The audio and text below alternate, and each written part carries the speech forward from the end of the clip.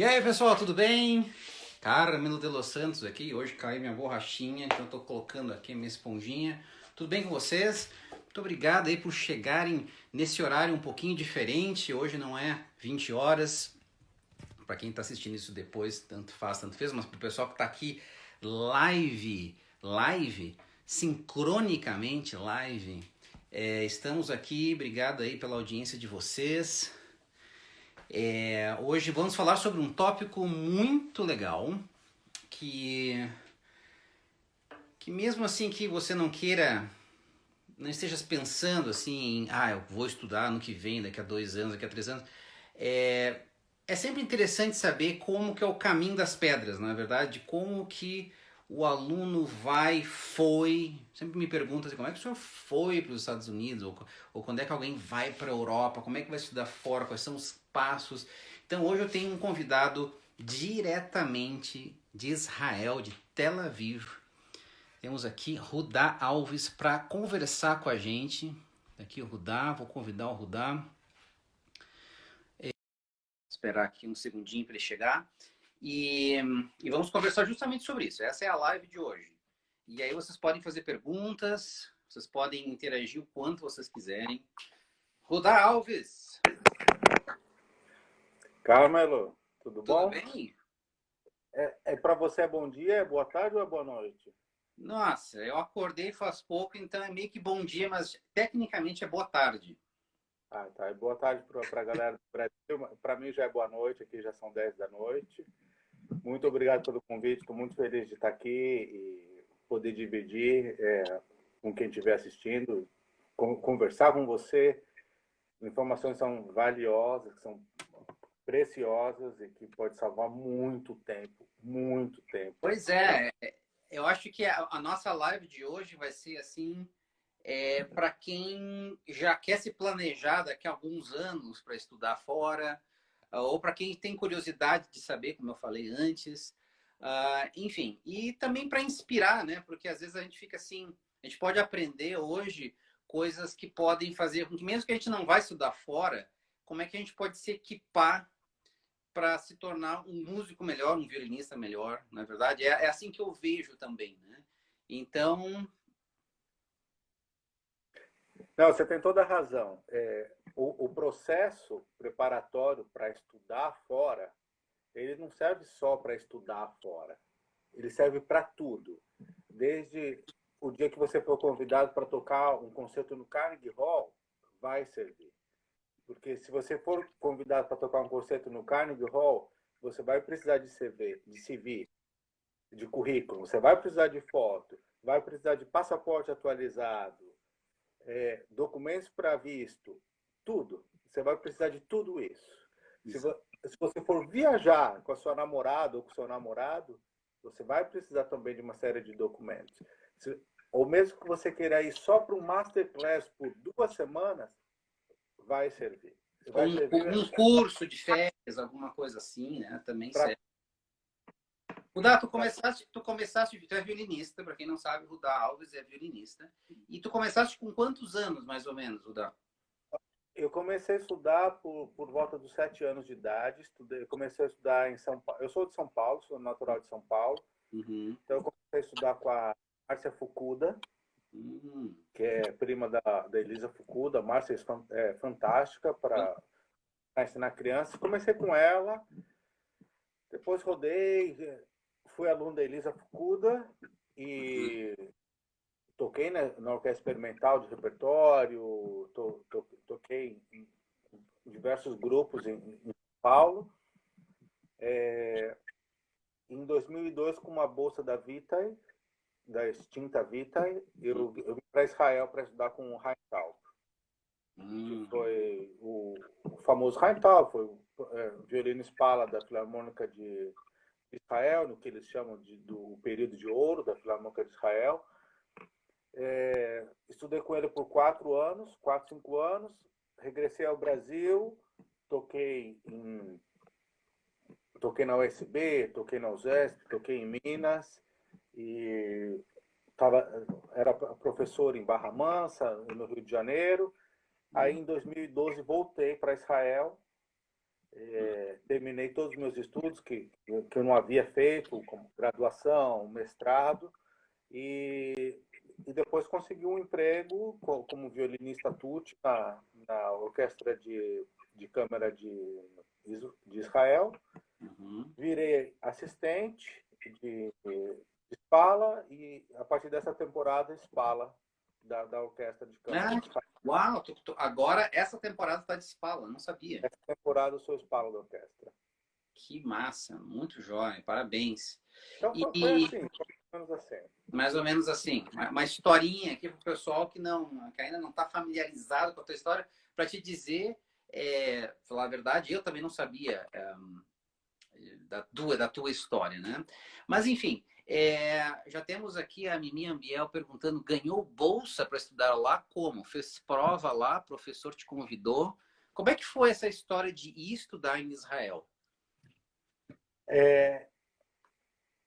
Anos atrás, a gente tinha um negócio no Brasil que era uma verdadeira mãe.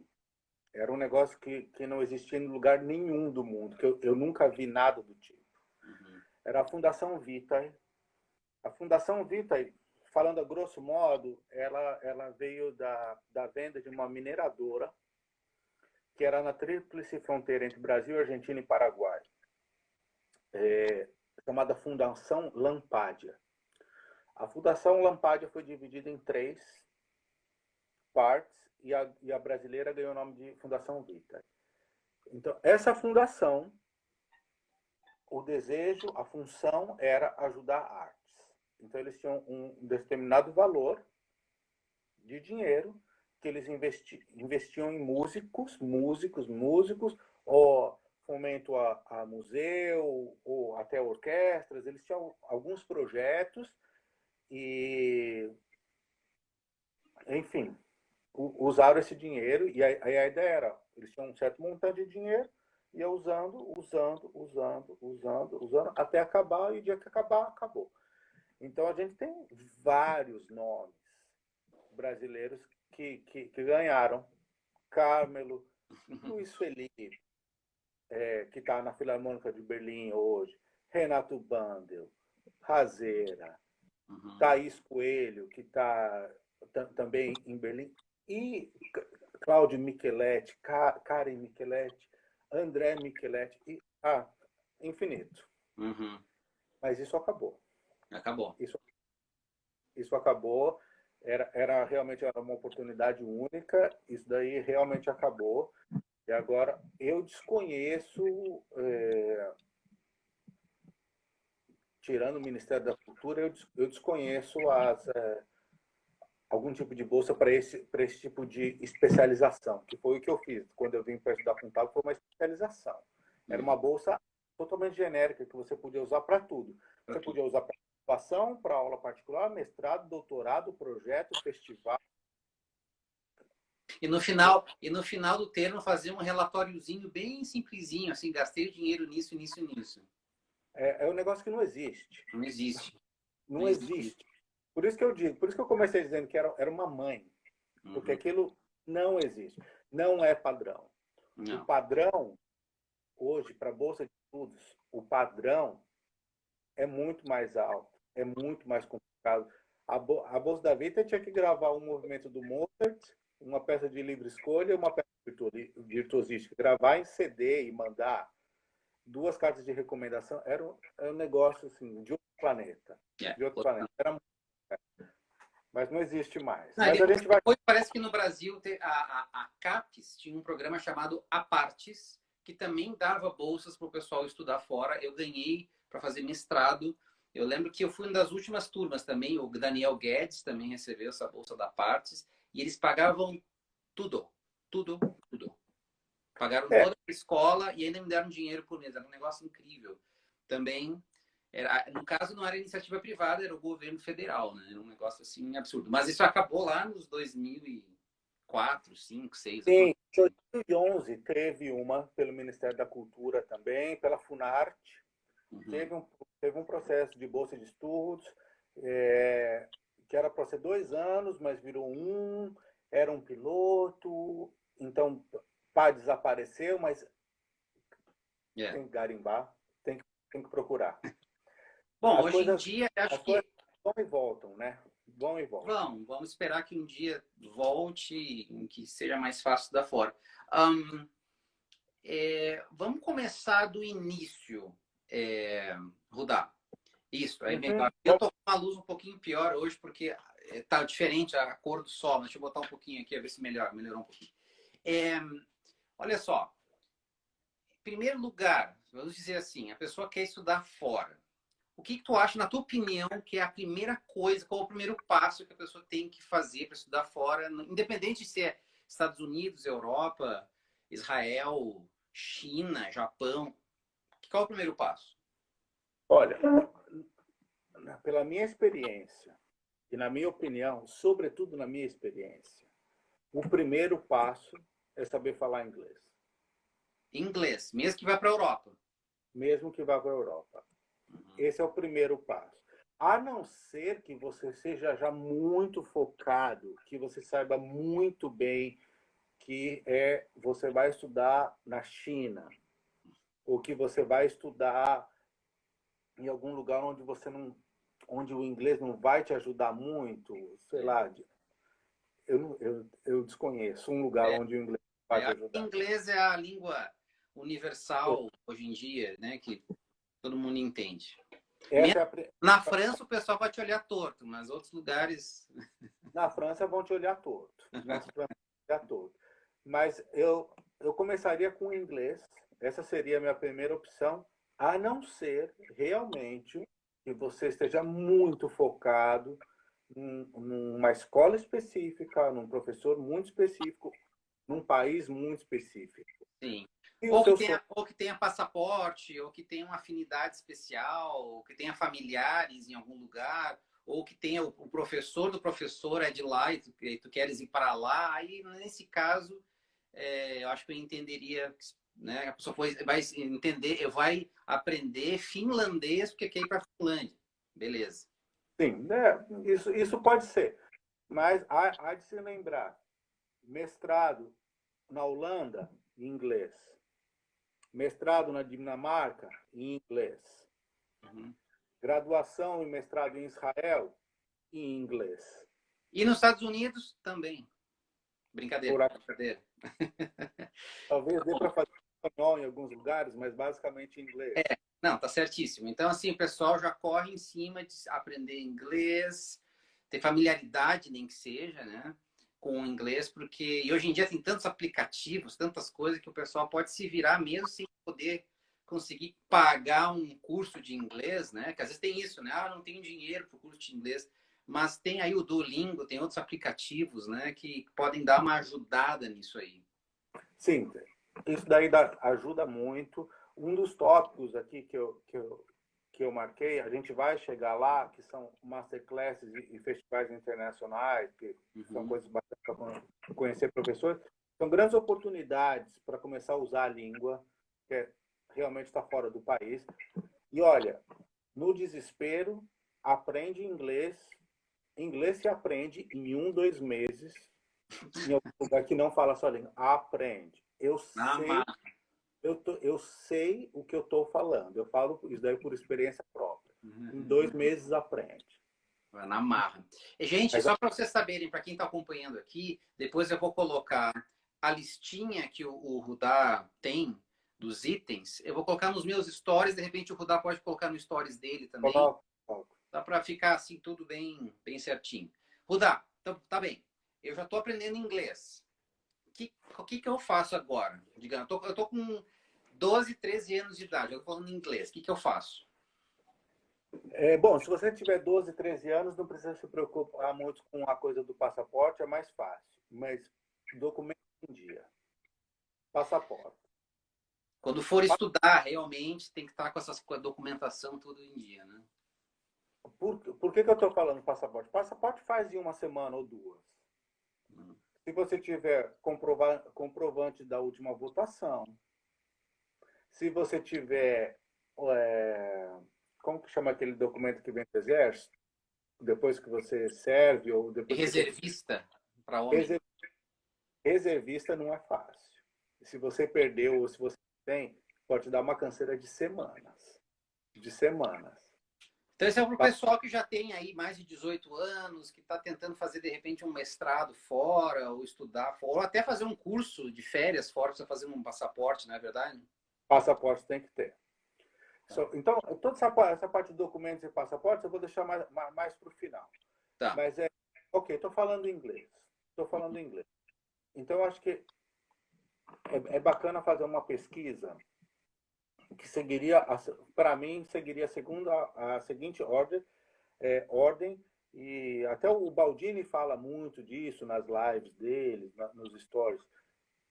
Escolhe pelo professor. Ah, tá. Então, a tua indicação é professor em primeiro lugar. Olha, começar não um professor, mas começar a ter nomes de professores. Não, mas o que eu quero dizer é assim, tipo, a pessoa, em vez de pensar assim, região geográfica do mundo, eu vou pensar, não, eu quero estudar com aquele professor, professora, ou começar a pesquisar pelos professores. É isso que eu quis dizer, tá correto? Olha, essa é uma possibilidade pesquisa. Quem são os músicos que eu gosto, de onde que eles vieram, de quais países, de quais professores. Outra possibilidade, entrando no site dos concursos internacionais, lendo o currículo, ver que tipo de músicos você vê lá, se você gosta, se você não gosta, do estilo, do jeito de tocar. Hoje a gente tem um material muito grande na internet, Instagram, Facebook, YouTube, com tudo, tudo. Você consegue ver masterclass da Ana Timachenko, você consegue ver masterclass do Igor Ozen, você consegue ver masterclass até do Taub, que tem 95 anos. Então, internet. Dessa forma, claro, você começa a criar uma lista com 5, 6, 7, 10 nomes. Isso é uma Pega, forma. de repente, até os primeiros colocados de um concurso e vê com quem que essas pessoas estudam, né? Ou com quem que essas pessoas estudaram. Ou estudaram também. O atual, mas o anterior, que foi quem construiu, Uhum. isso pode acontecer bastante. Tá, Existe Rudá, deixa eu te perguntar uma coisa. Tá, estou procurando por professor. Na minha época, eu ia, assim, muito pelo conselho de pessoas que eu confiava, tá? Hoje em dia, a gente tem a possibilidade de ver e escutar masterclasses ou até performances de alguns desses professores, mas nem todo mundo está em YouTube e está tocando ou tem gravações. Uhum. Não é difícil ir pelo currículo da pessoa. Eu tenho dificuldades, me mandam, assim, alguém quer vir tocar na minha universidade, aí eu recebo lá o currículo, não sei o quê. Aí eu fico lendo currículo. Currículo é tão complicado, né? Porque, assim, todo mundo tem um currículo maravilhoso, lindo, perfeito. Sim, Todo mundo verdade. estudando até aonde com fulano de tal. Como é que a gente realmente vai saber um pouco mais dessa afinidade com o professor? Olha, eu não conheço outra forma senão pessoalmente. Pessoalmente. Pessoalmente. E Eu, para eu, fazer isso, não, eu, eu acho assim que às vezes eu vejo certos padrões, assim, a minha mente é muito padronizada, assim, eu vejo padrões, assim, se aquele aluno estudou com fulano e eu gosto da maneira como ele toca, ou aquela fulana estudou com o fulano, com aquele professor, o mesmo professor, e tem uhum, assim dois, três, quatro alunos que saem muito bem daquele professor, eu consigo ver um padrão. Aí no Brasil, às vezes o pessoal vem tocar para mim em festival e às vezes vem de um professor que eu não conheço. Eu escuto dois, três, quatro e vejo que está bem montado, eu fico assim, uau, esse é um bom professor. Essa é uma maneira, é um pouco de trabalho de detetive, não é verdade? é o trabalho de total. Ah, mas eu já fiz muito disso. De colocar de perguntar para o Google, pensando assim, poxa, quem são os alunos do Christopher Poppen, que é um professor aqui na Alemanha, ele dá aula em Munique. Ele foi professor do Noam, que é o atual Scala da Filarmônica de Berlim, ele foi professor daquela holandesa loirinha, sempre toca com o Zesp. Agora esqueci o nome dela. Ela até ganhou um prêmio com melhor Beethoven do ano, Isabelle Faust. Isabel Faust, isso. A Augustin Hadler. Então, como que eu pesquisei isso? Eu coloquei no Google. Estudou com Christopher Popen. Christopher Popen, cara. É tipo uma frase que todo mundo vai colocar no Escreve o nome Christopher Popen, aí o pessoal lê aí. É meio complicado. Mas é verdade. Olha, na minha época era tudo de ouvido. E falar que o fulano era bom. Tanto que quando eu vim estudar com a Sylvia Rosenberg em Nova York, eu vim de ouvidão porque me falaram. Ela é muito boa. Eu acho que tu vai gostar dela. Ela tem a ver contigo. Aí eu... Ok. Mas assim, é difícil, né? Christopher Popen. Acontece bastante ainda. Acontece bastante. Agora, se há uma possibilidade da pessoa ir fazer um curso de férias ou ficar algumas semanas numa região, por exemplo, na Europa, que ela possa ter aulas, eu acho que a maioria dos professores oferece uma aula de exemplo, digamos assim. Talvez alguns cobrem, outros não. Eu não cobro, por exemplo. Na Europa e em Israel, por exemplo, existe muita política da porta aberta. Isso significa que toda aula que acontece numa universidade, você pode assistir. Você vai lá no horário, geralmente são horas redondas, 2, 3, 4, 6 da tarde, 8, 9, 10 da manhã, horários redondos. Você fica lá na porta, quietinho, hora que entrou um, saiu outro, você pede permissão para assistir. Geralmente eles vão te permitir, no máximo, o professor vai perguntar para a pessoa ao lado, para quem vai tocar, fulano, ele pode assistir sua aula, mas aqui na Universidade de Tel Aviv, por exemplo, isso é lei. É a política da porta aberta. Então, sim, qualquer um pode entrar e assistir uma aula. Na Alemanha, isso daí é muito frequente, acontece. Áustria, Espanha, eu sei, cara, em vários lugares. Isso daí é uma forma de graça incrível. Nos Estados Unidos não é muito comum das pessoas entrarem se porta aberta. Mas é comum tu mandares um e-mail para alguém, falar, gostaria de tocar para o senhor ou para a senhora, poderíamos me escutar? E assim, dos meus alunos que tentam, né, fazer mestrado, doutorado depois, eu acho que 80% dos professores dão uma aula de graça. Nem que seja uma aula curta, de meia hora, para conhecer o aluno, mas não se cobra em geral. Sim, isso é verdade. Isso vem pelo fato ter aluno é uma das funções do título de professor. Das funções de um professor. Uma das funções do professor é ter aluno. Não é... Claro. No Brasil, o sujeito ele vai lá, ele faz o vestibular. Então, a escola de música dá os alunos pro professor. Professor, é verdade essa distinção. Sim, é o oposto.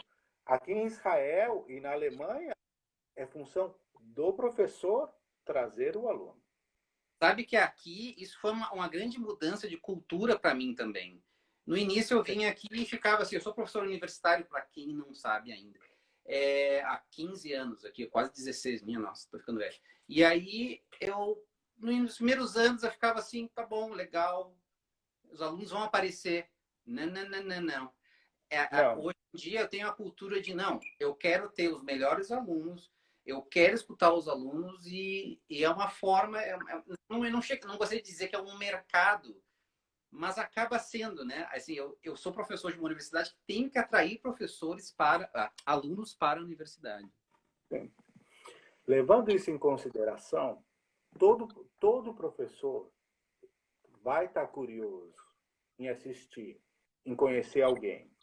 A não ser que seja um nome, assim, muito, Zacarbron, ou alguém muito, muito grande que já tem a agenda lotada pelos próximos 4 anos.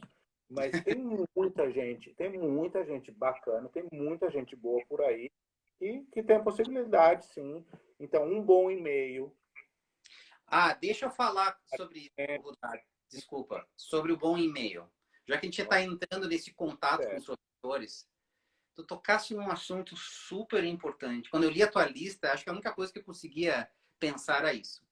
Gente, quando vocês escrevem para um professor ou uma professora, revisem o português ou o inglês ou qualquer língua que vocês estiverem falando. Revisem o texto e tratem a pessoa de uma maneira formal. Tu ficaria horrorizado de saber a quantidade de gente que me escreve olá, amigo. E eu fico assim, olá, amigo. Eu nem conheço a pessoa está me chamando de amigo. Eu já sinto que a pessoa está me dando um tapinha nas costas, assim, e aí, tudo bem?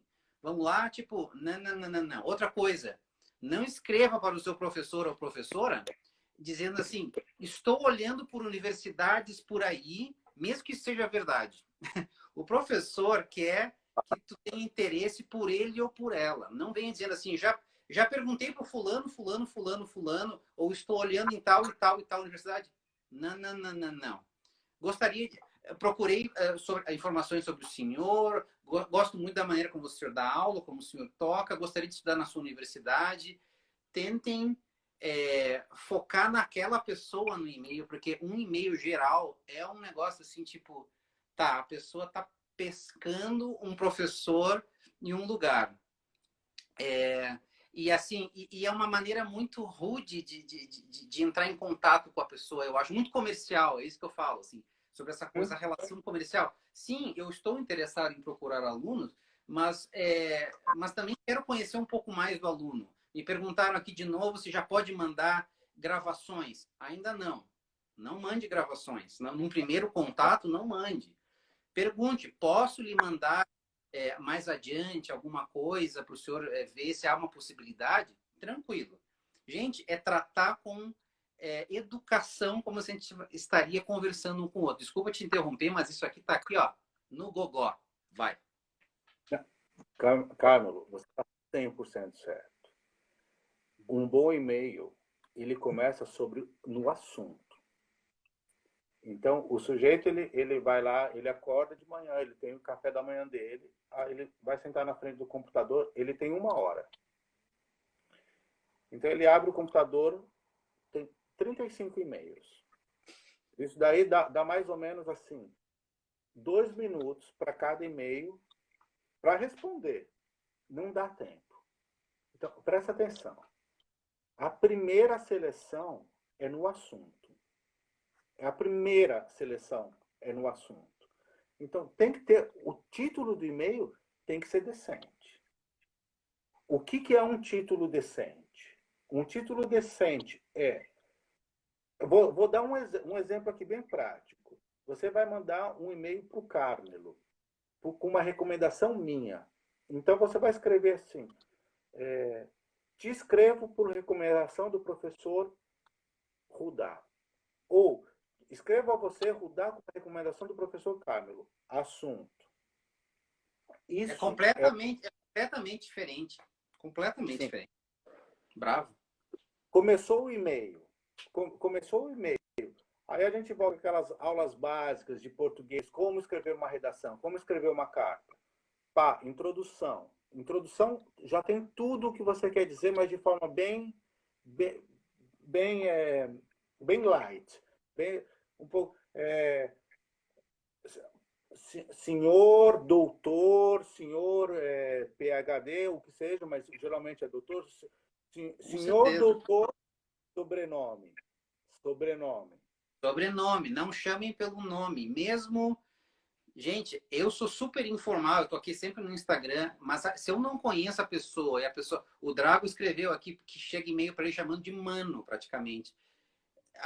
Eu não conheço a pessoa. Realmente é muito difícil de levar a sério um tipo de correspondência assim.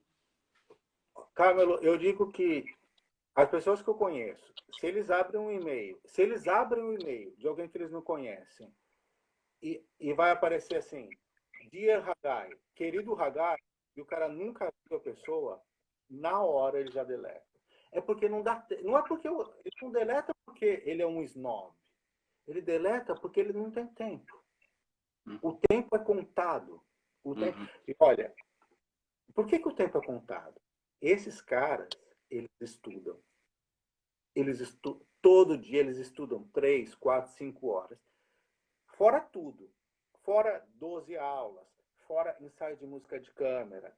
Fora ir de um lugar para outro. Os caras estudam. Então é assim, eu tenho 1 hora para e-mail hoje. Você não pegou a atenção do cara nos primeiros 10 segundos, 15 segundos, tchau. É não. É não. Ou fica esquecida. Às vezes a gente fica assim, vou responder depois. Vai acumulando, é muito difícil. Eu caio nessa também, porque não dá. Simplesmente não dá. Não dá tempo. Então, eu acho que um bom e-mail é assim, professor doutor de Los Santos. Meu nome é fulano, eu sou um violinista brasileiro, escrevo para você, pois tenho muito interesse de me tornar seu aluno em tal universidade. Pá, introdução, corpo, desenvolve, e você tem 3, 4 linhas, desenvolve a ideia. Assisti vários masterclasses, ou toquei para você no festival há 4 anos atrás, ou conheci diversos alunos seus, ou já estou dando várias dicas de como achar um professor, hein? Quem é esperto, sabe? Desenvolve. Por que você está escrevendo para esse professor? 3, 4 linhas. Acaba. Isso é muito importante. Acaba agradecendo. Muito obrigado pelo seu tempo. Posso, eventualmente, lhe mandar um que eles chamam de kit press. Posso te mandar meu material? Não precisa explicar o que é o seu material. O seu material eu já vi aqui, carta de recomendação, gravação, currículo. Você já falou um pouquinho do que você é. Se você tiver boas credenciais, melhor ainda. Você abre o segundo parágrafo com as suas credenciais. Eu, hoje em dia, se fosse mandar um e-mail, primeiro eu me apresentei, no segundo parágrafo ia começar assim. Eu sou Spala da Orquestra de Câmara de Israel, não sei, alguma coisa forte, credencial. O que também pode ser assim, eu me graduei pela Universidade de São Paulo, ou o meu professor, enfim, tem que ser criativo. Pesquisa, pesquisa, pesquisa. Existem 1000 coisas, 1000 formas de se fazer, mas existem poucas de se fazer bem. Então, pesquisa, pesquisa, pesquisar é uma das principais características de alguém que toca bem tem. Eu sempre vejo um dia com a espalheira assim, um dia com a espalheira assado, um dia com a queixeira, outro dia com a queixeira assado. Isso é fantástico. É típico. Todo mundo que eu conheço que chegou lá é de uma curiosidade absurda. Curiosidade. Aprende, lê, pesquisa. Tem que estar antenado, conversando, sabendo quem é que está, como é que é a qualidade, o que está fazendo, o que já fez. Isso é super importante. Perfeito, Rudá, perfeito. Gente, anotem tudo, porque o Rudá falou tudo. A Betina está aí e falou, falou tudo. Eu só vou dizer mais umas dicas do que não escrever. O senhor tem bolsas na sua universidade? Esse aí é um não na minha cabeça, assim, imediatamente. Por mais que eu ainda vá falar num segundo e-mail sobre isso.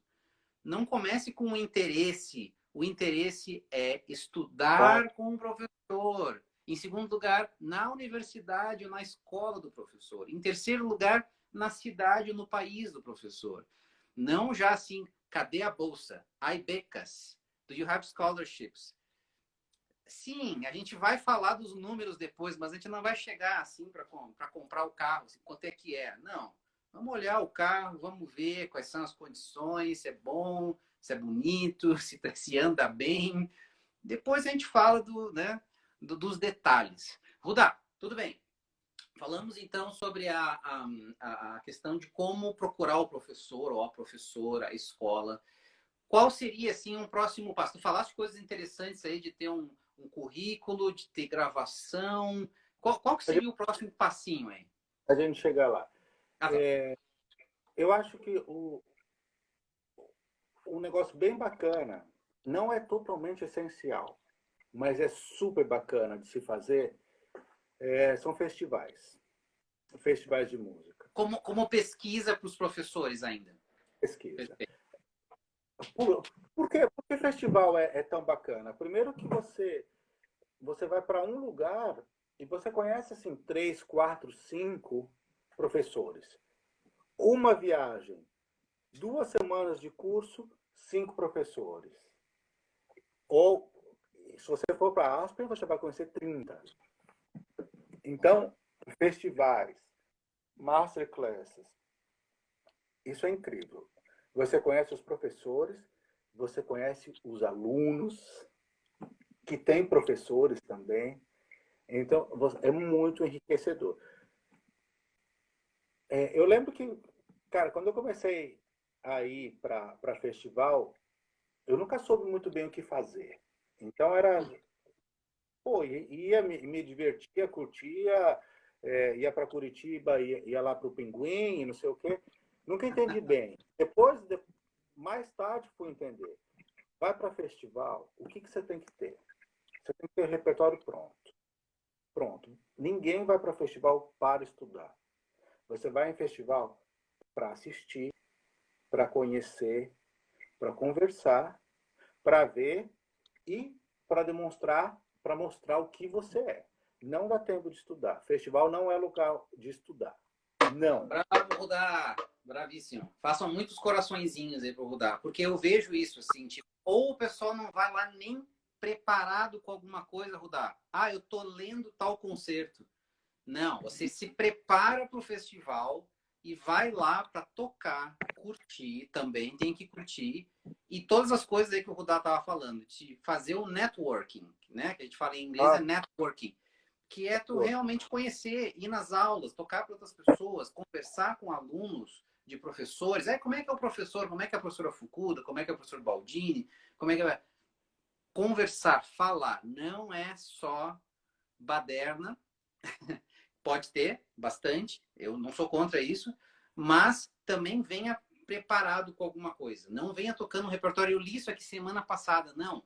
Toque o seu cavalo de batalha. Toque assim, ó, toca essa peça há 2 anos. Beleza, toca de novo. Porque é o que vai mostrar o que você tem de melhor. Vai. Olha, nisso daí você tem toda a razão. Meu professor sempre costumava dizer, você tem que poder acordar e tocar. Em caso de festival, eu digo, você tem que estar bêbado e conseguir tocar. Assim, trazendo um pouquinho mais de festival. Então, não dá para fazer com coisa que você não conhece. Você vai para festival, você vai sair, você vai beber, você vai encher a cara, você vai dormir 3 horas e você vai para a aula. Oi, tem isso também, né? De aguentar aquele tirão de dormir 3, 4 horas por noite. Eu digo, você vai chegar na aula, o professor vai saber. O professor sabe que você voltou às 5 da manhã. E você já está sendo testado. E você É já está sendo. verdade. Bem Porque verdade. a vida real tem isso. Vida real tem. Estou voltando para casa, meu carro quebrou. Tem minha filha está doente, acordou de madrugada. Estourou o cano da. Dormi 3 horas. Dormi 3 horas, acordei, tenho que ir para o ensaio e, pô, sou espala, tenho solo para tocar. Que nem a Betina, sou primeira violino do quarteto. Você, pá, tem que dar uma aula aqui de Sibelius, concerto de Sibelius 9 da manhã. Dormir pouco é tão parte do nosso dia a dia. Então, não é desculpa, não interessa. Ah, enchi a cara, dormi pouco, não interessa. E é por isso que você escolhe um repertório que você é monstro, que você toca bêbado, que você toca sem dormir, que você toca depois de comer, que você toca com o seu violino e você toca com outro violino, que você toca com o seu arco, que você toca com outro arco. Bravíssimo, E bravíssimo. quando a gente fala disso, a gente começa a falar sobre construir repertório. E que eu acho que é uma coisa muito importante e que leva tempo. Ninguém constrói repertório em um ou 2 meses, a não ser que você já tenha dado muito repertório antes. Aí você também já tem repertório. Então, construir um repertório básico, eu acho que é super importante. Isso daí, você que é professor universitário, sabe melhor do que eu ainda, Carlos. Mas minha sugestão são Bach, 2 movimentos contrastantes, Mozart, um movimento de concerto com cadência, um movimento de sonata, um movimento de concerto romântico, uma peça. Uma vez que você tem isso, você tem tudo o que você precisa para 95% das coisas. Eu adicionaria só uma coisinha nessa lista. Um capricho de Paganini. Se Sim. possível. Se possível. Se possível. Que pode ser um recitativo, muito, não sempre, mas pode ser um recitativo esquerdo do Chrysler, pode ser um Solo. capricho de Niavski, uma coisa solo. Uma coisa solo. Uma peça solo é importante. Bach, Bravo. 2 movimentos. Mozart, um movimento de concerto. Um movimento de sonata. Beethoven, Schumann, Brahms. Por que a sonata? Sonata mostra quem você é como músico de câmera. Como que você junta com o piano. Então, acho um bom pianista para fazer isso. Então, sonata, um movimento de concerto romântico. Pode ser Max Bruch, pode ser Mendelssohn, pode ser Lalo, pode ser Tchaikovsky, pode ser Brahms, mas Não bem importa. tocado. Bem tocado. Não importa. E uma peça, solo, Paganini, alguma coisa que mostra alguma coisa virtuosística é sempre bacana. Paganini é ótimo. Paganini realmente é ótimo para isso. Um programa desse leva pelo menos 1 ano para montar. Eu acho Ontem a gente estava conversando com o Guido Santana aqui, e é o repertório de uma competição. Claro, competição internacional tem mais que isso, mas uma primeira fase de todas as competições que eu fiz era justamente isso aí. Era um movimento do concerto de Mozart, primeiro movimento, né? Com cadência, 2 movimentos contrastantes de Bach, ou a Chaconne de Bach, e um capricho de Paganini. É o básico. Aí depois eu gostei da tua adição de um movimento de sonata, ou uma sonata completa, né? E nas fases depois tem o movimento de um concerto romântico, eu acho perfeito, perfeito. E uma peça solo também, eu gosto dessa ideia, uma peça solo. No caso Paganini ou o Chrysler ou Isaí, né? Uma sonata de Isaí também. Perfeito. O que entra um pouco nessas características de showpieces. Peças virtuosísticas são peças que vão de 1 minuto a 6, 7, 8 minutos. Enfim, tem várias. Isso daí o seu professor vai saber te orientar sobre isso. Uma vez que você começa a construir esse repertório, tudo olhando lá na frente, né? Não é para hoje, é olhando lá na frente. Na frente. Uhum. Em algum momento, isso daí precisa começar a ser gravado. Bravo, gravar. Bravo. Precisa ser gravado. Como que grava? Repertório para sonata com piano, concerto com piano. São muitos poucos lugares que vão aceitar a gravação sem piano, mas muito poucos. Precisa gravar com piano. Como é que faz? Acho um pianista bacana. Dica: um pianista que toca melhor que você. Bravo. Porque vai fazer uma média, sim.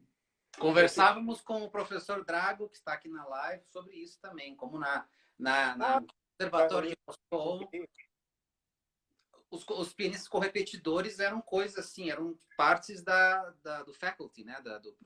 Sim, aqui também. Aí também. Dou uma dica. Montou o programa, montou o repertório. Você tem uma sonata, você tem um concerto de Mozart, você tem um concerto romântico, você vai virar para um pianista e vai falar o seguinte: eu quero gravar isso daqui. Vamos fazer um pacote. Eu vou te pagar 4 horas. Vamos fazer assim: você me dá 4 horas de ensaio mas 2 horas de gravação são 6 horas. Vamos fazer um pacote assim. Não paga a hora separada. Faz um pacote, todo mundo ganha. Isso daí você vai ficar 2, 3, 4 dias, pá, vai gravar. É bacana. Dá para gravar só com o celular? Dá para gravar só com o celular. Dá. Mas você tem que lembrar que você vai concorrer com alguém que gravou no estúdio. O que não pode ser feito é edição. Não pode. Então, tem lugares que pedem. Até tem um amigo que mandou uma gravação agora para uma escola na Holanda e ele teve que mostrar o jornal do dia. Ele mostra o jornal do dia da gravação e senta e começa a gravar. Como assim o jornal do dia? Eu não entendi. O que é Ele tem que provar que a gravação é nova. Então ele comprou um jornal, aí ele começou um vídeo onde aí eles pediam para o sujeito se apresentar. Então ele vai lá, oi, meu nome é fulano de tal, eu vou gravar para vocês isso. Tá aqui o jornal do dia com a data. Eles pedem isso? Em Maastricht. Em Maastricht, na Holanda. Que incrível, nunca tinha ouvido falar isso. Eu já vi lugar que pede um relógio. Para ter um relógio. Para ficar contínuo o tempo, para não ter edição. Para não ter edição. Nossa, eu nunca tinha pensado nisso. Então, tem que ficar atento. Porque eu ainda acho que é válido gravar, mesmo sem ter um local específico para mandar. Por quê? Porque você cria experiência. No momento que alguém fala para você assim, gravando, Nossa. É um negócio louco, é completamente diferente. A cortina abriu. Gravando é uma das coisas mais terríveis que eu já vi. Gravando. Aí a gente tem um negócio, não, eu vou gravar quantas vezes eu quiser. Bobeira. O máximo que você consegue são 3 vezes. Tudo que você grava da terceira para frente, tá aqui, ó. Você não percebe, mas o microfone percebe. Verdade. Gravou 3 vezes, é o que você tem. Não dá para gravar mais do que 3 vezes, a não ser que você tenha uma experiência assim, muito grande. Você tem um engenheiro de som que vai virar para você e falar assim, não, tal compasso, tal nota, não é o nosso caso. A cabeça e o corpo já não respondem. Já não foi, já não vai. Então. Já planeje, inclusive, eu já falaria isso.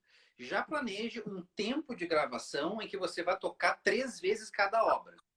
Ah, mas professor, mas isso aí vai dar 4 horas de gravação. Então não grave tudo no mesmo dia. Porque a cabeça vai aguentar no máximo umas 3 horas. No máximo 3 horas. Ó, e gravação significa, a primeira hora você vai gastar tempo achando a posição da câmera, achando a posição do microfone. Tem que apontar. Vai soar tudo uma porcaria. A primeira hora geralmente é jogado fora. Abre o piano, fecha o piano. É por isso que faz antes. Fazer a gravação com 3 dias antes da data para postar no YouTube, não vai. Não vai. Eu dou risada porque não vai dar certo. Não vai dar certo. Você pode até conseguir postar, mas aquilo não vai te representar. É verdade. Gente, por favor, aqui, ó. Anotem tudo isso que o Rudá está falando, que a gente está conversando aqui, porque são dicas de ouro. Ouro. Continua. Sabe, não é todo mundo que conta, não. Muita gente não. Verdade. O meu professor, o Taub, ele sempre dizia, meu primeiro professor aqui em Israel, que foi professor da Betina também, do Pablo, ele sempre dizia que as pessoas não dão informação por uma de 2 razões. Ou porque eles não sabem, ou porque eles não querem. As 2 não servem. As 2 não servem. Então, eu tive muita gente que me ajudou para chegar para estar onde eu tô. E eu infernizei a vida de muita gente. Eu mandava e-mail. Eu azucrinei muita gente. Eu perguntei muito. Aí são anos e anos de experiência juntando, entendendo como que funciona e vindo e dividindo com vocês. O que olha, se alguém me contasse todos esses segredos na primeira vez que eu fiz um demo, que eu gravei um negocinho para colocar no CD, foi uma piada. Foi uma piada. Eu não sabia nada, nada. Batia o pé no chão. Então, você bate o pé no chão, numa gravação fica tec, tec, tec, tec. Quantos takes eu perdi? Quantos takes eu perdi por causa disso? Ou muito breu no arco. Muito breu no arco. Ou tocar como Não, se tivesse um auditório para 5.000 pessoas. E por aí vai. Então, ganhe experiência com gravação. Porque o professor que for escutar a sua gravação, para ele não interessa se é a primeira gravação que você fez na sua vida ou se é a 10ª. Ele vai ver o que está lá. É isso que ele vai analisar. Não tem desculpa, não tem explicação. Então, já vi coisas do tipo, olha, eu fiz uma gravação aqui, estou mandando para você, foi meio corrida, então dá um desconto. Não existe. não existe. Você começar uma história já negativa, já acabou, você já está fora. Então, comece... Eu vou dar mais uma dica, uma dicasinha. Muito provavelmente o professor ou a professora não vai escutar toda a gravação. Não vai. Então, grave muito bem, assim como o e-mail começa com um bom primeiro parágrafo, grave muito bem o início do que vocês estão gravando. Se for para escolher entre um take e o outro, mas o segundo está melhor porque está mais musical, porque eu toquei aquela passagem na cadência muito boa, tudo bem, eu pulo para a cadência. Mas às vezes tem alguma coisa no desenvolvimento ou na recapitulação que eu passo para frente. Então, escolham sempre o início ou uma cadência do melhor que vocês têm. Essa é uma outra dica importante. Super, joia. Então, eu vou complementar. Vai. Você está super certo. Eu fiz um curso na Áustria e veio uma pessoa que fala sobre carreira. E caímos nesse ponto, gravação. Como que funciona? Como que funciona? Os primeiros 20 segundos. Nossa, eu ia dizer o primeiro 2 minutos, mas 20 segundos. Os primeiros segundos são aqueles que definem. Que definem. A pessoa pode escutar 1 minuto, mas nos primeiros 20, ela já tem a resposta. Nossa, cara, às vezes eu fico assim, a pessoa vai tocar ao vivo para mim numa audição e eu vejo a pessoa afinando. Assim, cara, isso para mim assim, já definiu muita coisa. Porque já foi assim, tipo, não afina o violino assim. Ou toca muito forte. Nossa, não. Enfim, ficou outra dica, tá, gente? Não afinem muito forte e não demorem muito tempo. Assim, tem que ser uma coisa bem para audição ao vivo. Vou dar mais alguma coisa em relação à gravação? Desculpa, eu te interrompi. A última. Vai. Gravou. Pensa bem. Sonata. Não me coloca uma sonata que você tem 16 compassos de piano antes de você entrar. Pensa numa coisa que você começa a tocar logo. Não gasta esses 20, 30 segundos iniciais com o piano. Então, se eu fosse escolher uma sonata de Brahms, eu não escolheria a segunda, porque ela começa com o piano. Eu escolheria a primeira ou eu escolheria a terceira. Tuts orquestrais em concertos, corta para 2 ou 4 compassos top. Um bom pianista sabe fazer isso, sobretudo na introdução. Concerto de Mozart não precisa de 8 compassos. Fá, fá, fá, sol, lá, sol, lá, si, do, do, si, lá, lá, sol, fá, fá, mi, ré, sol, sol. 4 compassos. Pá, acabou. É o tempo do cara apertar o play, encostar na cadeira, se ajeitar e pá, começou a música. O timing é perfeito. 4 compassos. Não gasta esses 20 segundos da concentração do sujeito com o tutti, com piano ou com o que quer que seja. Eu acho que para e assim, só para adicionar, assim, não percam tempo, se forem tocar barra, não percam tempo fazendo repetição de barra. Ah, sim, é. Nada. E nem audição, nem masterclass. Às vezes eu venho em masterclass, a gente tem 20 minutos para cada um e a pessoa vai lá e repete a primeira parte. Não segue reto, vai Não, reto. não. Repetição é só para o seu próprio concerto. É só para o seu próprio concerto. Essa daí é master, hein? Vai direto, sem repetição. Sem repetição. Mozart, tá, sem repetição. Olha, eu lembro que o Hagai Shahan falou para mim que a única repetição que ele conhece, que é feita em concurso, em audição, é a gavotte da terceira sonata. Si, sol, fa, mi, lá. Porque tem que repetir a cédula, né? É a única. É a única. É a única que ele conhece. Rudá, vai acabar a hora daqui a pouquinho e eu realmente não gosto quando o Instagram me corta. Então vamos cortar aqui e iniciamos? Fiquem aí, pessoal. Voltamos então com o Rudá Alves, falando sobre preparação para estudar no exterior. Gente, o que já teve de informação maravilhosa aqui, por favor, falem para os seus colegas, para os seus alunos, porque isso aqui é muito importante que a gente está tratando hoje aqui. Na verdade, eu já sabia de muito dessas coisas, mas ele está falando coisas muito detalhe que são realmente ouro, tá? Tá falando aqui só ouro para vocês. Obrigado pela audiência de todo mundo aí. O Rudá vai entrar daqui a pouquinho. E aí, Rudá, voltamos. Sim. Qual seria então o próximo passo depois de uma boa gravação? Tá. Fez a boa gravação, colocou no YouTube, tá tudo direitinho. Eu acho que é momento de você começar a garimpar por carta de recomendação. Eu acho que carta de recomendação é um negócio importante. Quanto mais, melhor. Muitas vezes você tem uma carta de recomendação que é muito específica para uma coisa, ou para um local, ou para uma pessoa. Então, o máximo de cartas de recomendação possível. Isso daí leva tempo conseguir. Para quem que eu peço a carta de recomendação? Você pede para o seu professor, é a primeira pessoa que você deveria pedir. Você pede em festivais. Se você foi direitinho, veio para aula, conseguiu fazer, fez bem, pede uma carta, no máximo você não vai ganhar.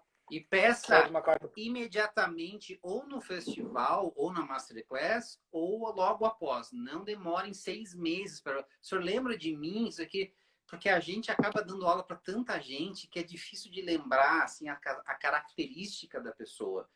Fica uma dica. Ah, sim. O regente da sua orquestra. São pessoas bacanas. Peçam várias cartas e depois você vai poder escolher as melhores que você tem. Peçam cartas de recomendação. Acho que isso daí Boa. super... Pede mais do que o necessário. Não peçam apenas 3. Peçam para várias pessoas. Depois, um bom currículo, uma boa biografia.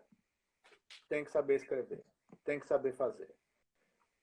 Entra no site dos grandes violinistas, entende como eles fazem. Existem técnicas hoje, e várias você já consegue achar no Google, você pergunta ao Google. Existem várias técnicas de escrever, você pode escrever muito mais a sua biografia. Bom, primeira coisa, CV, currículo e biografia. São duas coisas completamente diferentes. Currículo vitae, né? O currículo é uma coisa e biografia, essas coisas assim que tu vê em programa pequenininho, é outra coisa. São duas coisas separadas. Então, bem curto, de forma bem curta. Biografia é aquilo que você vê no programa, que você vê no site. Currículo são tópicos. Educação, orquestra, tópicos.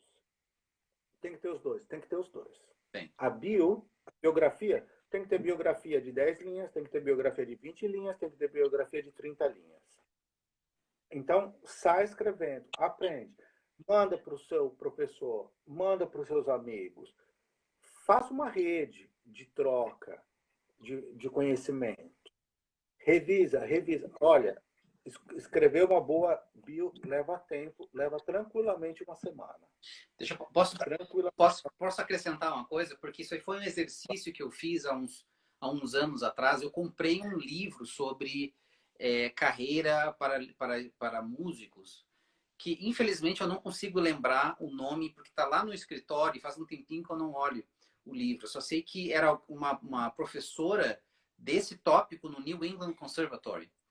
E eu aprendi umas técnicas, e o que eu lembro é o seguinte: constrói o seu currículo com todos os detalhes, máximo possível, e depois olhe para o seu currículo como se fosse uma pessoa de fora. O que é mais impressionante aqui no meu currículo para alguém de fora? Qual é o meu forte? Qual é a minha característica? O que eu já fiz mais na minha vida? E eu fiquei impressionado com esse exercício, que eu comecei a ver, assim, comecei a listar os meus concertos com orquestra, porque eu tenho tudo listado, né? E daqui a pouco eu olhei assim, caramba, eu toquei com mais de 40 orquestras, nunca tinha me dado conta. Eu botei isso na minha biografia. Você extrai essa informação, o que é de mais importante, e joga na biografia. Isso é uma dica bem importante. Carmelo, talvez seja aquele da Angela Miles, Beyond Talented. Ei, tu tem aí? Peraí, deixa eu focar. Tá ao contrário aqui também, mas tudo bem. Se a gente escrever, vamos escrever para ele. É em inglês, né, pessoal? Já vai aprendendo inglês. Tá aí, ó. Beyond Talent. É isso aí, eu vou escrever. É esse mesmo aí. Esse aqui é uma Bíblia. É uma Bíblia. E eu li um terço disso aí, fiz vários exercícios e me ajudou pra caramba. Beyond Talent. Sim. Isso aí. Angela Miles. Ah, eu não botei o nome dela, mas se botar Beyond Talent, vai encontrar. É um livro de uma capa azul, inclusive, né? Sim, tem uma edição mais nova de 2018. É mesmo. Então, músico, hoje, no século XXI, é muito mais só do que tocar. A gente nem falou ainda de violino. A gente só está falando do que tá fora. A gente está falando de escritório, sentar no computador, papel, caneta, lápis. A gente nem falou de escalas, ainda não.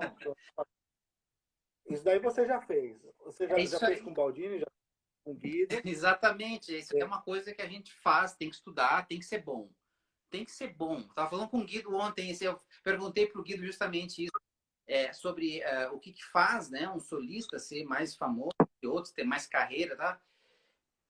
A base da base é tocar maravilhosamente bem. Isso a gente tem que estar sempre fazendo. Não é uma questão de deixar o violino de lado para fazer isso aqui que vai dar uma carreira para uma pessoa, não.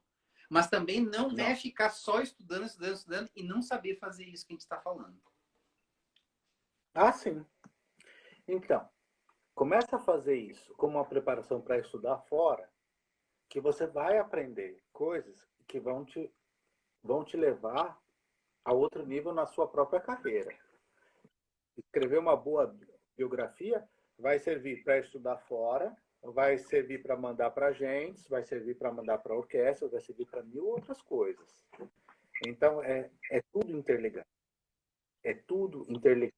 Uhum. Bom, vamos continuar. A gente acabou a gente estava com as gravações, aí falei das cartas de recomendação, CV, o que é currículo vitae e o que é bio, isso daí tá bem claro. Aí você acabou de falar sobre o livro, sim, estudem. Tem um negócio importante que eu queria falar, que esse daqui é meio dolorido, que é a reserva financeira. Isso tem que ter. Tem que ter uma gordura, né? Tem que ter. Muitas escolas têm bolsas de estudo, muitas escolas têm ajuda. Como disse o Carmelo, você não pergunta no primeiro e-mail sobre isso. Se a escola tem bolsa de estudos, procura no site, vai ter alguma coisa. Não pergunta coisas que você pode descobrir sozinho, né? Nunca pergunte o que você pode descobrir sozinho. Anotaram essa? Nunca. Não, eu digo mais, porque você como aluno, você passa 1 hora na semana com o seu professor e todas as outras você está sozinho. Então, saber resolver problemas é uma das habilidades que o músico tem que ter. Saber descobrir coisas é uma das habilidades que você tem que ter. Então, se você sabe descobrir passagens no violino, dedilhados e arcados, olhando no YouTube, lendo, pesquisando, você vai saber também achar outras informações. Então, é uma característica e é uma característica super importante. Mas, Então, mas eu não acho assim, desculpa te cortar, mas é que tem gente que ainda ou cai numa categoria ou na outra. Tem gente assim que é tão purista e eu dizer que a minha tendência sempre foi ser essa mais assim, não, porque o que eu tocar o mundo vai perceber, porque as pessoas vão notar que eu estou fazendo a arte pela arte.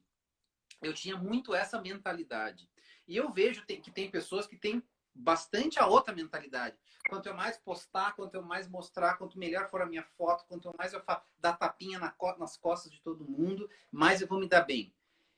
Não é nenhuma coisa nem outra. Eu acho que a gente precisa da nossa habilidade como músico, aquilo que nos alimenta, que é isso aqui, mas ao mesmo tempo a gente precisa se comunicar com as pessoas. A gente precisa saber, vender, não é nem a palavra. Eu acho que a palavra é mais compartilhar. E saber como compartilhar, como. Porque o que é dinheiro? É troca. Dinheiro é troca. Então, assim, como a gente vai trocar os nossos valores com o mundo é tão importante quanto aquilo que a gente faz pelo nosso amor, né? Vai. Ah, não, ótimo. Não é nenhum e não é nem outro. Perfeito. Esse balanço sempre entre as extremidades. Mas isso daí vai para tudo, né? Isso aí. Vai para Isso tudo. aí são os cabelinhos brancos aqui, ó. Aqui. Mas a bio é a mesma coisa. A bio, a sua biografia, você não vai exagerar os seus feitos, mas você também não vai esconder coisas. Exatamente. Então, você tem que realmente tem que achar o balanço. E o balanço vem, como você falou dos cabelos brancos, vem com experiência. Uhum. Por isso que você quer fazer bem, a sua primeira gravação não vai ser aquela 3 dias antes de mandar. Você tem que ter experiência. Como se você for tocar um concerto, a primeira vez que você vai tocar, não vai ser no concerto em si. Você já tocou para todos os seus amigos, você já tocou para toda a sua família, você já tocou para os seus vizinhos, você já tocou aquela peça, pelo menos, no mínimo, 5, 6, 7 vezes antes de parar o palco. Perfeito. Isso são os nossos cabelos brancos musicais, né? Tá. É criar toda a sua experiência. E eu usaria para tudo. Para currículo, para biografia, para carta de recomendação, para gravação, para pesquisa, para tudo. Uhum. Para tudo. Mas aí tá. Aí a gente chegou na coisa da reserva financeira. Eu acho que isso daqui é um negócio sério, que não pode romantizar muito. Não. É assunto sério. Custa dinheiro. Custa dinheiro, porque é a sobrevivência de outros também. Uhum. Então, tem que ter uma reserva. Não espere chegar num país novo e começar a fazer cachê, começar a fazer gig. Não vai acontecer. Vai levar pelo menos 1 ano.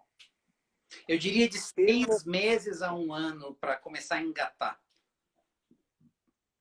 Demora, porque as pessoas não conhecem, não te conhecem, tu tá num meio novo, as posições já estão preenchidas e demora para. Né? Então, ter dinheiro para o primeiro ano, eu acho super essencial. Ah, não, mas minha família é pobre. Sim, Sempre dá para dar um sim. jeito. A verdade é essa. Vá vender Então, dá no para caso. todo mundo da família e pedir R$ 100 para cada um. Vaquinha. Sabe? Dá para pegar a grana do cachê e guardar. Agora, eu já vi muita gente com um case, com um estojo que é mais caro do que o próprio instrumento. Então, são as prioridades. Ou com o novo iPhone não coloca a crina no arco. Tem um arco que não... Já vi. Então, são as prioridades. Quer estudar fora? É um projeto, é grande, é incrível, te abre horizontes maravilhosos, mas ele não vem de graça em nenhum aspecto. E uma reserva financeira é essencial. E eu não estou nem falando só para você não passar fome, não é nem por isso. Eu vou jogar real. A universidade vai pedir uma comprovação de renda. Você vai precisar provar que você tem o dinheiro.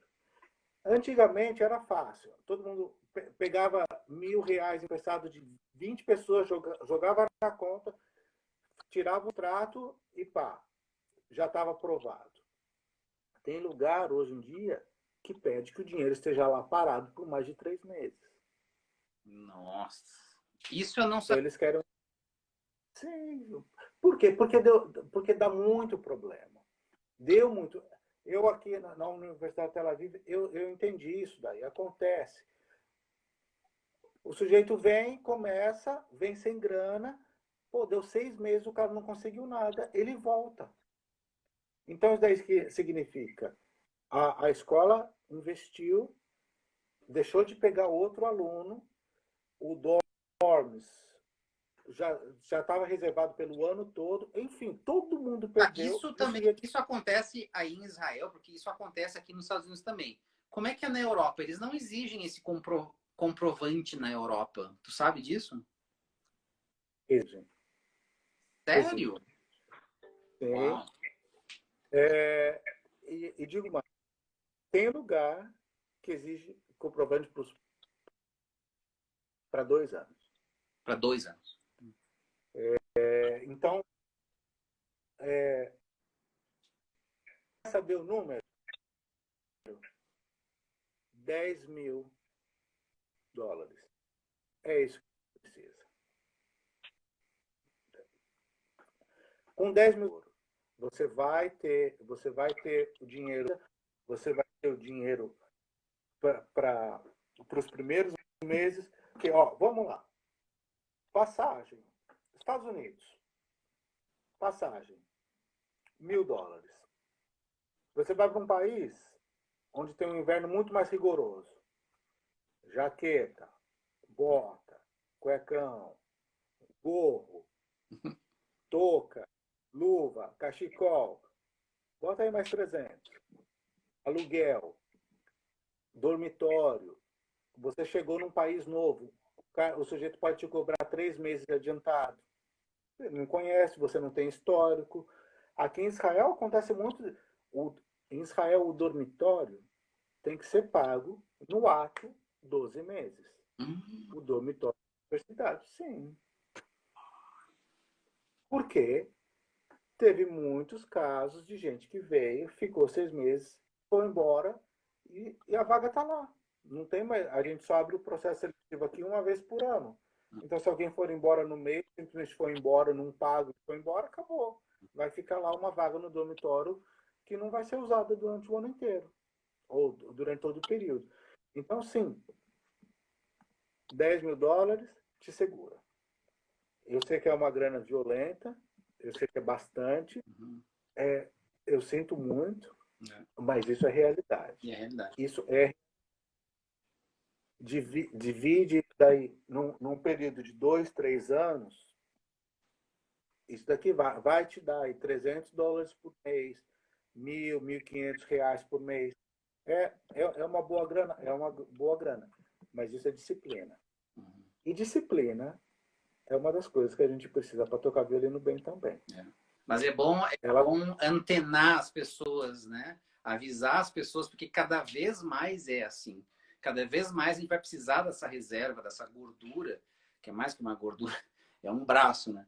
Mas é É um... necessário, porque senão chega aqui, às vezes, por exemplo, nos Estados Unidos, muitas vezes, em alguma cidade, o transporte, uma cidade menor, o transporte público é péssimo.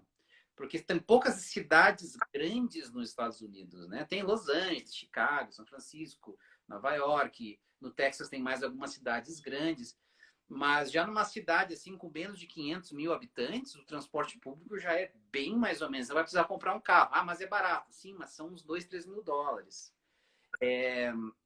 A pessoa chega, não sabe o que cozinhar, não sabe ainda comprar no supermercado direito, ou não tem tempo ainda de fazer, vai comer fora. Pelo menos os primeiros meses ali, vai comer mais fora do que em casa. Então tem uma série de coisas assim que essa grana precisa estar lá, né? Ah, precisa. E mesmo depende muito da... se você der sorte de conseguir um dormitório, que tem vagas limitadas. Dormitório nunca cobre todos os alunos da universidade, são vagas limitadas. Então, tá, o dormitório vai ter várias coisas, mas prato vai precisar comprar, talher vai precisar comprar, coberta, roupa de cama, travesseiro.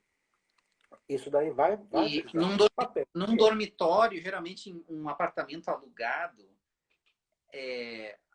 geralmente o heating, o aquecimento é incluso, mas às vezes não.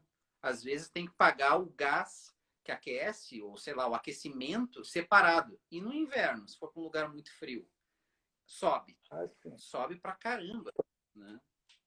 Então, é muita pesquisa. Então, falando em pesquisa, muita coisa eu pesquisaria para fazer o planejamento de estudar fora. Então, a gente já falou de várias técnicas de como achar um professor. Esse professor muitas vezes vai estar ligado a uma instituição, a não ser que você vá para fazer aula particular com alguém específico. Isso daí é um negócio completamente diferente, é uma técnica completamente diferente, muito mais complexa em alguns aspectos, porque, vamos ser francos, quando você sai do país, tem um negócio chamado visto. Isso você precisa. A não ser que você tenha um passaporte que te permita ficar no país por um longo período de tempo, geralmente você vai ter 3 meses de visto como turista. Às vezes 6 e por aí vai. Ó, alguém está escrevendo aqui que precisa de 9 mil euros por ano na Alemanha de comprovação de renda. Enfim, O Adir falou, ele está na França, que aqui na França eles pedem 650 euros por mês só para conseguir o visto. Não, é sério, o negócio é sério. Uhum. Mas o incrível eu sei que a gente falando tudo isso, alguém pode estar pensando assim, puxa, mas é muito difícil. Cara, eu não vou conseguir. Eu conheço tanta gente que conseguiu. Eu conheço tanta gente que fez. Uhum. Se só um tivesse, se fosse só o Carmelo que conseguiu ir, aí realmente eu nem aconselharia a tentar. Se um ou dois conseguiram, esquece.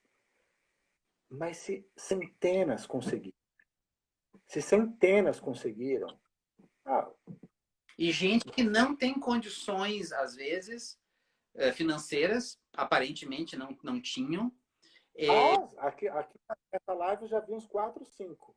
Ali falou, Duros. ó, o Cauê falou, em Viena me pediram para comprovar 6.300 euros na imigração. Tem gente que não tem condições financeiras e às vezes não tem nem um grande desenvolvimento no instrumento ainda, mas tem uma grande vontade de aprender. E eu vejo assim, gente estudando fora, tendo essa experiência maravilhosa que é estudar fora, que não é só do instrumento, gente. Estudar fora não é só enriquecedor para estudar. Eu diria até uma pequena percentagem de pessoas que estudam fora realmente melhoram muito, significativamente mais no seu instrumento. É uma experiência de vida, em primeiro lugar, eu acho, estudar fora, ao meu ver. Sim, é uma experiência de vida. É uma experiência de vida. É incrível. Eu realmente recomendo. E foi por isso que eu fiz. Por isso que a gente está conversando e dividindo. Eu realmente recomendo. Então, a gente está falando sobre pesquisas. A gente fala muito da pesquisa para como conseguir um professor. Eu incluiria, numa segunda etapa, instituição. Algumas instituições têm limite de idade.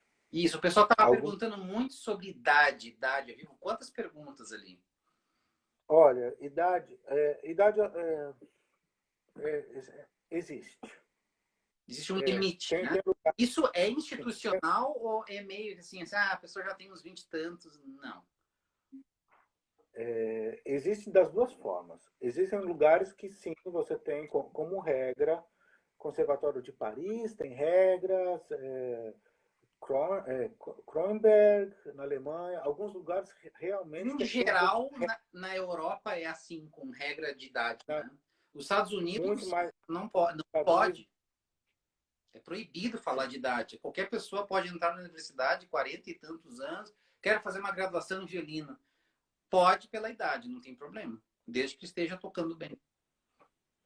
desde que esteja tocando bem. É. Agora, o que o professor pensa, a opinião do professor, isso daí ele não conta para ninguém.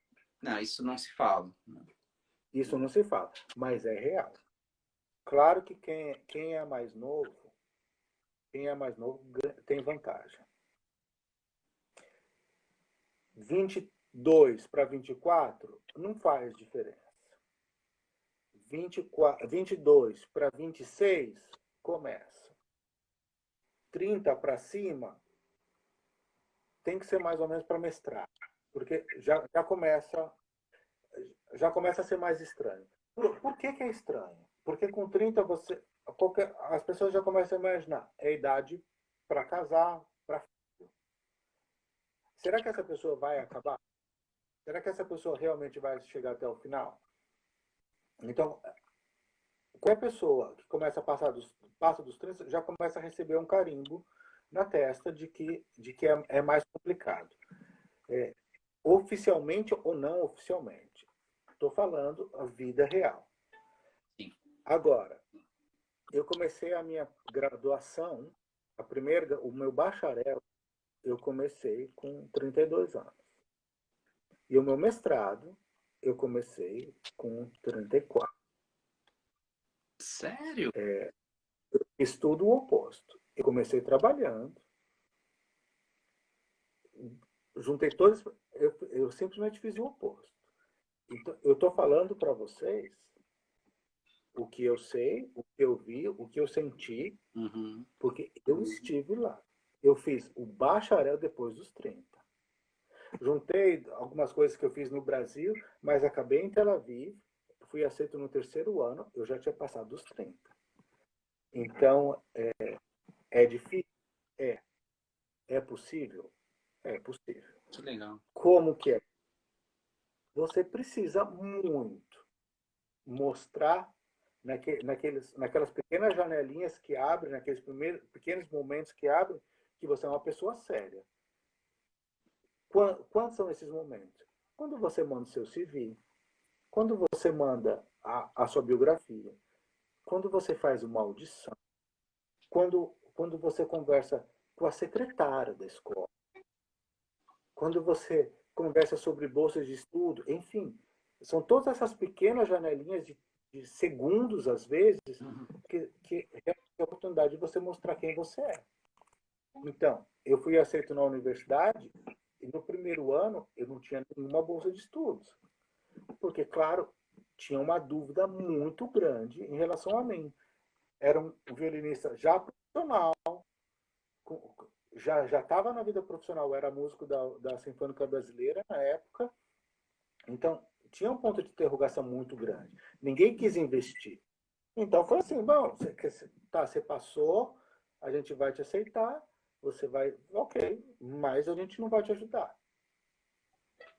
Então, o primeiro ano, eu precisei dessa gordurinha, dessa reserva financeira que a gente falou. Então, eu já escrevi, eu já vi aqui em alguns comentários, muitos não conseguiram, mas não sei o quê. Não foi fácil para mim. E eu estou contando para vocês uma pequena história de superação.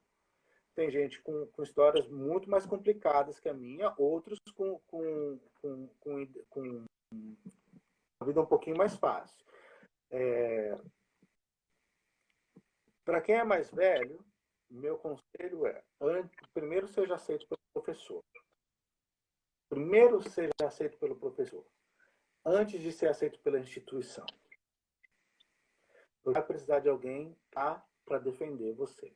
Então, esse seria o meu grande conselho para quem é mais velho. Quem que é mais velho? Quem passou dos 30, tá? Vamos colocar em número. Quem passou dos 30, primeiro vence o professor. E depois, quem sabe, o professor vai conseguir convencer a instituição.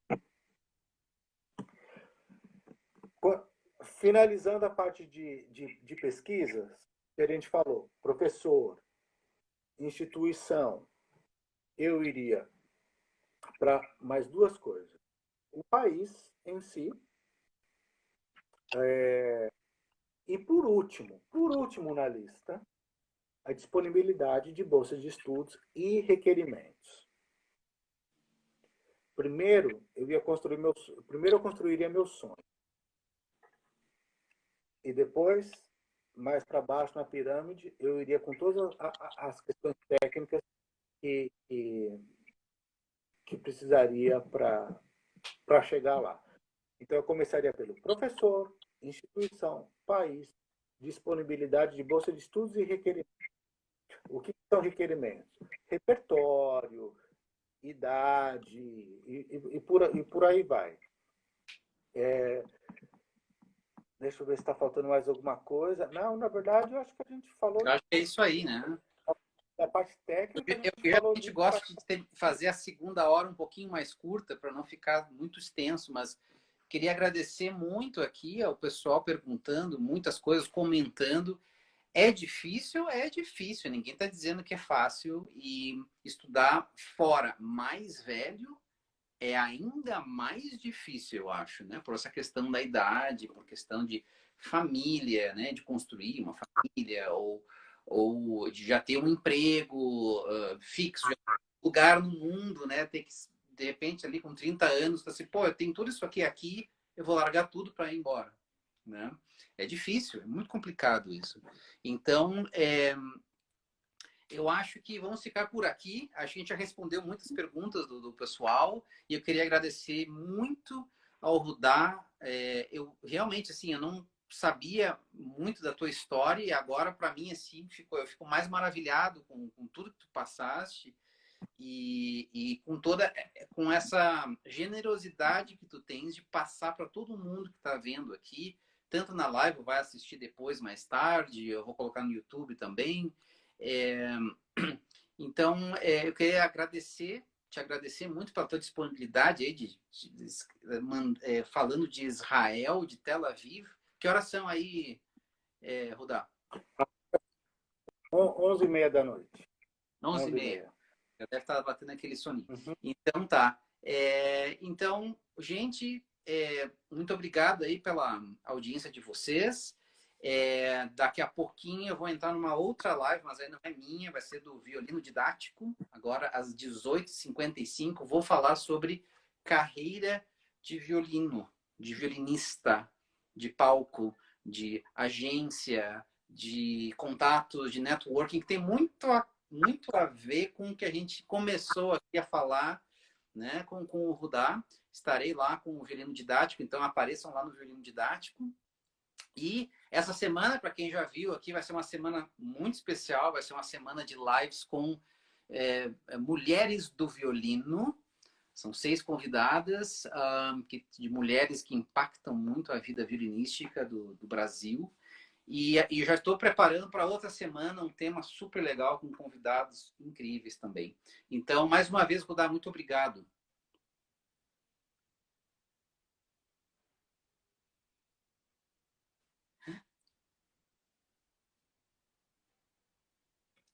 Pois é, acho que Mas a gente... Bom, acho que ele desapareceu. Muito obrigado, gente. A gente se vê na próxima.